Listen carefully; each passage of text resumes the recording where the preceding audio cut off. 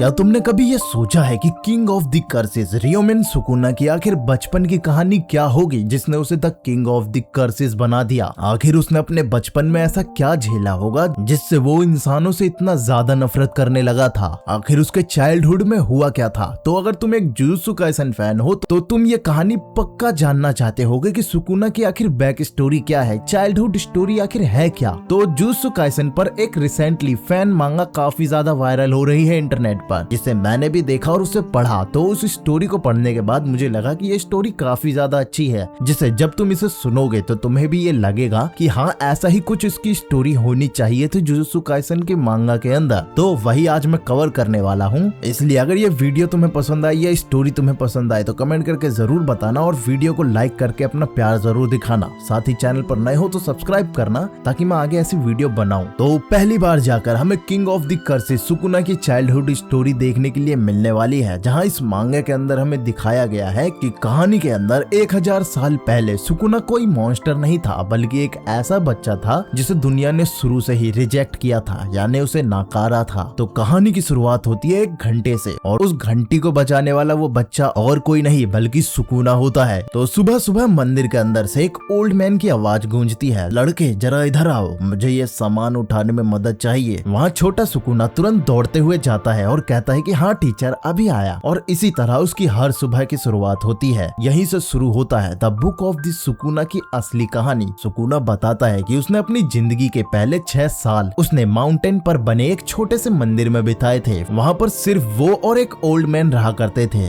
पहले वो old man अकेले ही पूरे मंदिर की देखभाल करा करता था, लेकिन अब उसकी उम्र काफी ज्यादा हो चुकी थी, इसलिए मंदिर के अंदर ज्यादातर काम सुकुना ही करा करता था। वह खाना बनाता था, ऑफरिंग्स उठाता था। कई बार ओल्ड मैन भी थकी हुई आवाज में कहता था, अरे लड़के वह पानी की बाल्टी इधर ले आओ, और सुकुना बिना शिकायत किए जवाब देता था कि जी टीचर। धीरे धीरे यही उसकी पूरी दुनिया बन चुकी थी, लेकिन सुकुना को हमेशा लगता था कि ओल्ड मैन उसे सिर्फ काम करवाने के लिए अपने पास रखता है, जबकि असलियत यहाँ कुछ और ही थी। उसके माता पिता बेहद गरीब किसान थे जो किराए के जमीन पर खेती करा करते थे, जिसमें एक साल वहाँ पर भयंकर सूखा पड़ा था। फसल बर्बाद हो गई थी, लेकिन जमींदार ने फिर भी अपना हिस्सा ले लिया। हालात इतने खराब हो गए कि उसके माता पिता भूख से मरने की कगार पर पहुंच गए और उसी दौरान उसकी मां ने ट्विंस को जन्म दिया, लेकिन भूख और कमजोरी की वजह से उसका शरीर दोनों बच्चों को जिंदा नहीं रख पाया। और तभी सुकुना ने अपनी मां के पेट में ही अपने ही ट्विन को खा लिया। जन्म लेते ही वह एक कर्स बन चुका था। जब उसके माता पिता ने पहली बार उसे देखा तो वह डर गए। उन्हें लगा वह बच्चा इंसान नहीं है, लेकिन उनमें उसे खुद मारने की हिम्मत नहीं हुई, इसलिए वह उसे एक मंदिर के बाहर छोड़ गए ताकि मॉन्क्स उसकी कंडीशन से वहां निपट ले। लेकिन जिस श्राइन में वह छोड़ा गया था वहां रहने वाला ओल्ड मैन बाकी लोगों जैसा नहीं था, इसलिए उसने उस बच्चे को भी अपनाया। और उस ओल्ड मैन का खुद का ही कोई नाम नहीं था और सुकुना का भी नहीं। उसके माता पिता ने उसे कभी नाम नहीं दिया और ओल्ड मैन चाहता था कि ऑर्डिनेशन वाले दिन वह खुद उसे एक अच्छा नाम दे। हालांकि उसने सुकुना को पाला, लेकिन दोनों के बीच कभी परिवार जैसा रिश्ता नहीं बना। उनका रिश्ता हमेशा टीचर और स्टूडेंट वाला ही रहा। फिर भी ओल्ड मैन उसे रिचुअल्स, चैंट्स और दुनिया के सीक्रेट को सिखाता था। एक दिन सुकुना उत्साह से पूछता है, टीचर मैं ट्रेनिंग कब शुरू कर सकता हूँ? ओल्ड मैन हल्का सा हंसता है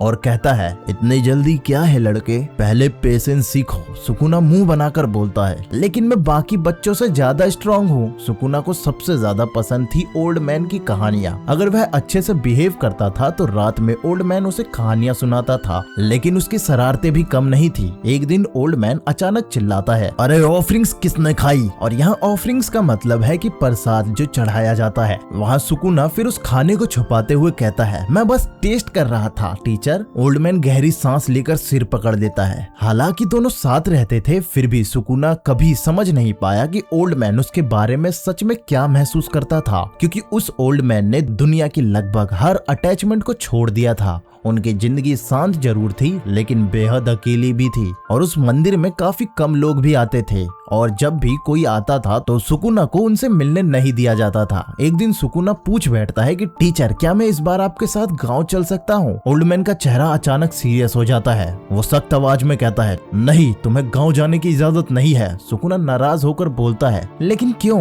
कुछ पल चुप रहने के बाद ओल्ड मैन धीरे से कहता है, क्योंकि इंसानों के दिल में डर छुपा हुआ होता है। लेकिन उस समय सुकुना को उसकी बातों का मतलब समझ नहीं आता। फिर एक दिन सुकुना माउंटेन से नीचे कुछ बच्चों को खेलते हुए देखता है। वो बच्चे बिल्कुल उसी के उम्र के होते हैं और पहली बार उसके अंदर उनसे मिलने की इच्छा जागती है। अब वह हर दिन बाहर आकर उन्हें देखने लगता है। एक शाम को ओल्ड मैन उसे बाहर खड़ा देख पूछता है, तुम बार बार गाँव की तरफ क्या देखते रहते हो? सुकुना नजरें चुराते हुए कहता है, कुछ नहीं। लेकिन ओल्ड मैन वहाँ सब समझ चुका था। लेकिन फिर भी वो शांत आवाज में कहता है, वहाँ की दुनिया इतनी अच्छी नहीं है जितनी तुम्हें लगती है। लेकिन सुकुना अब रुकने वाला नहीं होता। उसने मन ही मन फैसला कर लिया था कि अगली बार जैसे ही ओल्ड मैन गाँव जाएगा वो चुपके से नीचे उतर आएगा। और फिर वही हुआ। जैसे ही ओल्ड मैन सप्लाई लेने गाँव गया, सुकुना उस श्राइन से निकलकर पहली बार नीचे गाँव की तरफ गया और वहाँ उसने उन्हीं बच्चों को खेलते देखा जिसे देखकर उसका दिल काफी तेजी से धड़कने लगा। वह घबराते हुए धीरे धीरे उनकी तरफ बढ़ने लगा। तभी एक बच्चा दूर से चिल्लाता है, अरे यूजिरो, जल्दी इधर आओ। सुकुना चौंक जाता है। उसे लगता है शायद वो लोग उसी को बुला रहे हैं। वो धीरे धीरे सामने आता है और डरते हुए कहता है, हेलो। लेकिन अगले ही पल उन बच्चों के चेहरे का रंग ही उड़ जाता है। एक बच्चा पीछे हटते हुए बोलता है, रुको, यह यूजिरो नहीं है। दूसरा बच्चा कांपती हुई आवाज में पूछता है, तो तुम आखिर हो क्या? जिसके बाद ये चैप्टर 1 यहीं पर खत्म हो जाता है। और यही था सुकुना की ओरिजिन स्टोरी का पहला चैप्टर।